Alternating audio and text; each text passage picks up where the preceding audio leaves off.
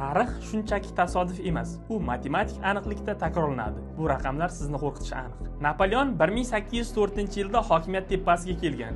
Gitler esa oradan roppa-rosa 129 yil o'tib 1933-yilda. Napoleon 1812-yilda Rossiyaga hujum qilgan. Gitler esa oradan roppa-rosa 129 yil o'tib 1941-yilda hujum qilgan. Napoleon 1815-yilda mag'lub bo'lgan.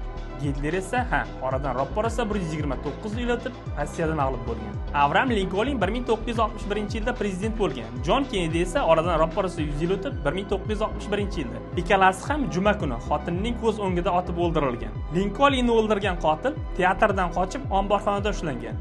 Kennedyni o'ldirgan qotil esa omborxonadan qochib teatrda ushlangan. Bu shunchaki tasodifmi yoki biz qandaydir halqaning ichida yashayapmizmi? Keyingi 100 yillikda bizni nimalar kutmoqda?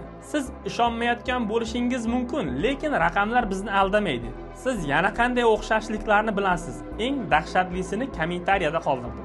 Bu raqamni ko'ring. Buni bilish uchun